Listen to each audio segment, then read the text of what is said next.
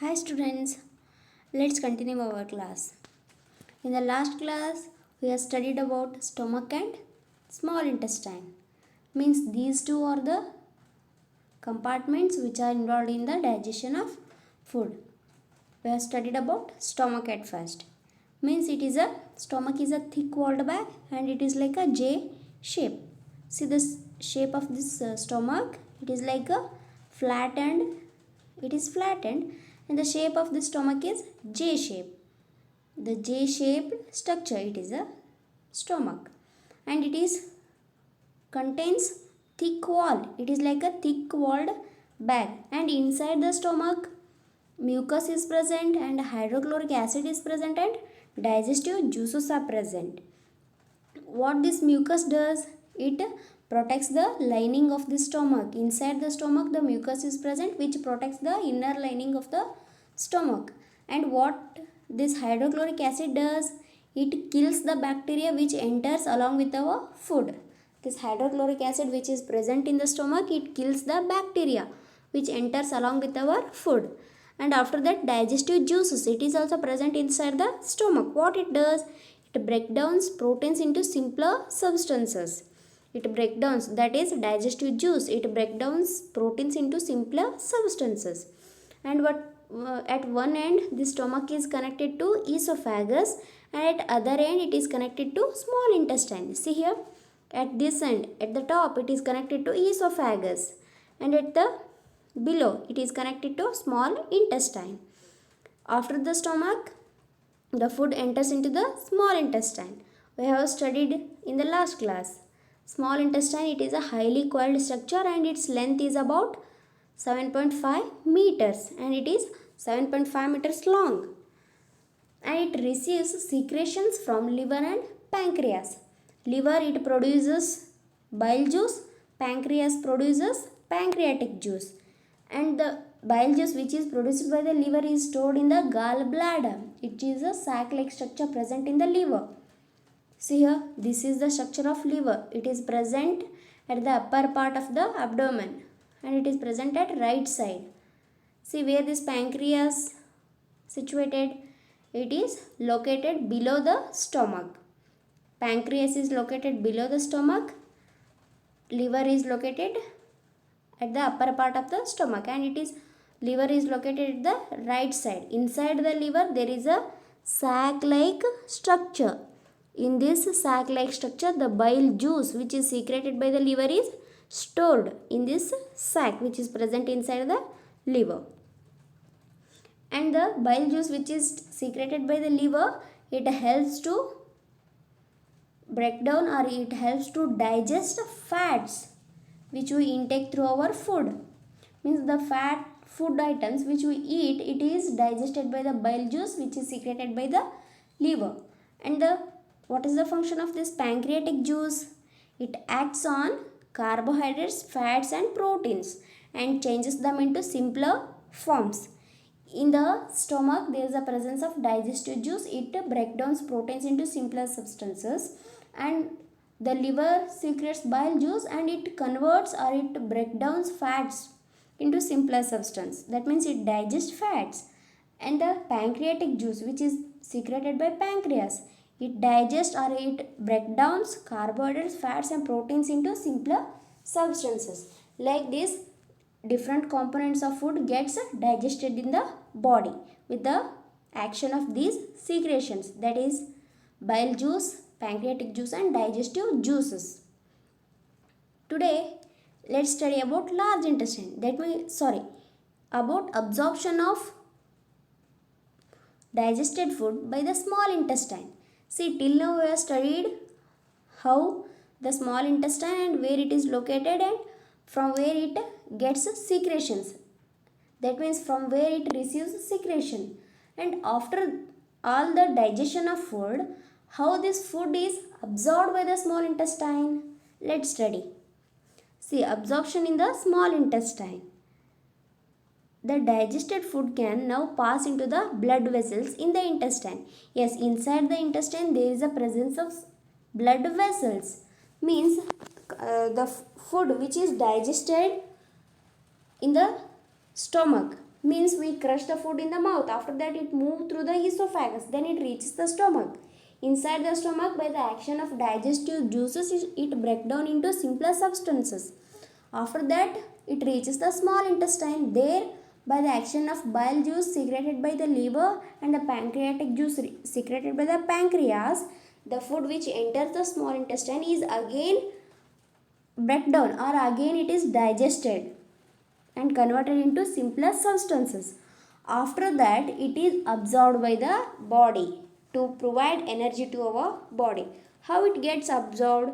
That is through the blood vessels which are present inside the intestine. This absorption of food, that means absorption of this digested food by the blood vessels in the intestine, this process is called absorption. Means the food which is digested is absorbed by the blood vessels which are present in the small intestine. This process is called absorption. This process is called absorption. Then the inner walls of the small intestine have thousands of finger-like outgrowths. These are called villi. See, inside the intestine there is a presence of thousands of finger-like structures. Those finger-like structures are called villi. See here. See, this is the structure of small intestine. When you cut this intestine in this position, or at any side or at any angle you can cut, there you will get these small finger-like structures. These are the small finger-like structures which are present inside the small intestine. They are called villi. They are called what? Villi. Inside this villi there is a presence of blood vessels. Inside the villi there is a presence of blood vessels or capillaries. Through these villi, food is absorbed in the small intestine. After that it reaches the blood vessels. Through this blood vessel, food moves to all the other parts of the body. See here, next point. What is the function of this villi then? The villi increase the area for the absorption of the digested food. To move the digested food inside the intestine, this villi increase the area for the absorption of digested food. And also see here, the surface of the villi absorb the digested food materials. See, the digested food materials are get absorbed by the surface of this villi. Means this villi increases the area for the absorption of food, and it also absorbs some of the food materials. After that, the absorbed food materials by the villi reaches the blood vessels, and it moves to the, or it is transported to different organs of the body. See here, the absorbed substances are transported by the blood vessels to different organs of the body, where they are used to build complex substances such as the proteins required by the body. This is called assimilation. See here, villi which are present, villi are the finger-like projections which are present inside the small intestine. These villi increase the area for the absorption of food, and the surface of these villi also absorbs some of the food materials. After absorption, the absorbed food material is transported to other parts of the body through the blood vessels. This process is called assimilation. This process is called assimilation. That means the absorbed substance, it is transported to other parts of the body through the blood vessels. This process is called assimilation. See here, in the cells, glucose breaks down with the help of oxygen into carbon dioxide and water, and energy is released. See, inside the cells, means inside the cells is nothing but inside these villi, inside this intestine, inside all the organs of the body, glucose enters. Means glucose is the energy for our body. This glucose, it breaks down into simpler substance, that is glucose. The chemical formula of glucose, C6H12O6, means it contains carbon, hydrogen and oxygen. It should be converted into simpler form to utilize by our body. This glucose is break down with the help of oxygen. Oxygen where we will get? By the respiration. By the process of respiration we intake oxygen. Thus that oxygen is useful to break down this glucose into carbon dioxide and water. Means glucose contains carbon, hydrogen and oxygen. Carbon dioxide means CO2 Water means H2O. Breakdown of this carbon dioxide and water. This oxygen helpful to break down this glucose into carbon dioxide and water, and after that the energy is released. That energy is utilized in our body. See, like this food is absorbed in the small intestine. After that, the remaining unused or undigested food particles or food matter which is left in the small intestine, where it goes? It moves to the large intestine. It enters into the large intestine. We can study about large intestine little later on. Now I will show a small video how food absorbed in the small intestine. Let's see. See here how food enters to the stomach and it reaches the intestine. Inside the intestine it is completely absorbed. See one more time here.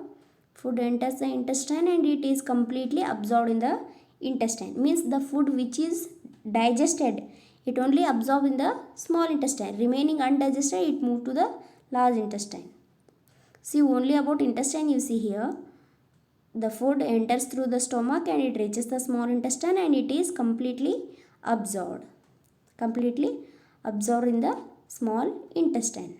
The food is completely absorbed in the small intestine. Yes. Okay students, and we have seen a small video about how food is absorbed in the small intestine. See, let's study about large intestine now. That means the food after complete absorption in the small intestine, the undigested food materials which are left, they enter into the large intestine. See here, large intestine. The large intestine is wider and shorter than small intestine. It is about 1.5 meter in length. See, we have studied that the size or the length of small intestine is 7.5 meters. See the length of this large intestine, it is about 1.5 meters in length. That means it is shorter than small intestine. It is shorter than small intestine, but it is wider. But it is broad as compared to small intestine. But when it comes to the length, it is shorter. See here. This is small intestine. It is longer as compared to large intestine. Small intestine is longer, but when compared to width, it is somewhat less as compared to large intestine. See the width of large intestine here. It is somewhat wider as compared to small intestine. The size of this large intestine is 1.5 meters. And what it functions? What are the functions of this large intestine? Its function is to absorb water and some salts from the undigested food materials. Means this large intestine. See what I have said. The remaining undigested food material enters into the large intestine. See here, what are the water or salt present in that undigested food?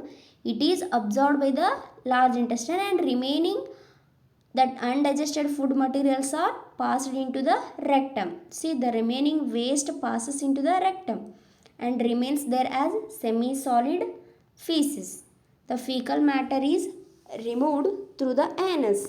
This is called egestion. This is called what? Egestion. Means I have explained about digestion in the first class. That means what do you mean by digestion? Intake of food and digesting it and utilizing it by the body. This whole process is called digestion. Only the intake of food is called what? That is called ingestion. Only intake of food by the body is called ingestion. And removing out the undigested food particles is called egestion. That means intake of food is called ingestion and removing out undigested food material, it is called egestion. The whole process, that means intake of food, digesting it and utilization by the body is called digestion. Please remember these three definitions, students. See here, this is the large intestine and at this point large intestine connected with the small intestine. See here, inside the small intestine food gets absorbed and remaining undigested food matter enters into the large intestine through this connection. And after that inside the large intestine the water and salts which are present in the undigested food material is absorbed. Remaining fecal matter, it is in the form of semi-solid, means it is not completely liquid or completely solid, it is like semi-solid. This semi-solid feces remains in the rectum. Here the rectum, it is the rectum region, and after that it removed through the anus. It is removed through the anus. Anus is the last compartment in the digestion of food. Anus is the last compartment. Through this, the fecal matter or undigested food matter removed out. This process is called egestion. This is about large intestine, and this is the function. This is about the complete process of digestion. Means through the mouth we will eat the food and we crush with the help of teeth, and the food mix with the saliva with the help of tongue, and with the action of saliva the starch which is present in the food is converted into sugars and it enters the esophagus, then it reaches the stomach. Then in the stomach by the action of bile juice which is released by the liver, and pancreatic juice which is released by the pancreas, and the digestive juice which is present in the stomach. By the action of these three, the food gets digested and it moved to the small intestine. There it is absorbed by the villi and moved to the blood vessels, and from the blood vessels it is transported to all the organs of the body. And after that, the some of the undigested food matters enters into the large intestine. There the water and salts which are present in the present in the undigested food are absorbed by the large intestine. Remaining fecal matter is ejected out through the anus. This is complete about digestion in humans. Okay students, till now we have studied how food gets digested in the human body. See here, one more thing I want to tell you, that is about some of the food infection or the food poisoning happens in our body. Why is it happens? Why it is happens? That is because eating of some of the poisonous food, or unknowingly we eat some non-healthy foods. These may cause some of the abnormality in our digestive systems. Sometimes we may feel vomiting, or sometimes we may experience the need to pass watery stool frequently, or sometimes you may suffer from dysentery. These things happen due to infection in the digestive system, or by the food poisoning or indigestion in the body. By these things, this dysentery or vomiting happens. This dysentery are frequently passing out watery stool. This cause or this disease is called diarrhea. This disease or this condition is called diarrhea. This happens due to excessive loss of water and salts from the body. Means when we vomit frequently or when we pass out watery stool frequently, our body loses salt and waters. Salt and water, it is lost by our body, which leads into the condition. That condition is called diarrhea. Means decrease in the water level in the body. Decrease of water level in the body. That condition is called diarrhea, and it is also called as dehydration. See how to get cure from this dehydration or diarrhea. To get cure from this, we can intake more amount of water along with the pinch of salt and sugar. That is called glucose. When the doctor suggests us to take saline, that saline contain water, salt and sugar, that gives direct glucose to our blood vessels. See here, inside the small intestine, food absorbed and it transported through the blood vessels. Like that, when the doctor provide glucose to our body, that glucose directly enters into our blood vessels and it gives energy directly. Like that, to get cure from this dehydration, we need to take water along with a pinch of salt and sugar. This is the glucose or a glucose solution it is. Instead of that, we can take oral rehydration solution also, ORS solution. It is also solution which contains water, salt and sugar, and sometimes it will be found in the form of salt also. Means oral rehydration salt, it should be mixed with water and intake it, which cures from dehydration or diarrhea. Dehydration means loss of water from the body. Rehydration means getting water to the body. Means when our body gets dehydrated, we need to intake rehydration solution. Dehydrate means loss of water. Re means regaining of water to the body. That means when our body get dehydrated or when we are under the condition that is called diarrhea, we need to take oral rehydration solution to regain our water and salts in our body. Okay students, let me stop here today. We can continue the class tomorrow. Thank you.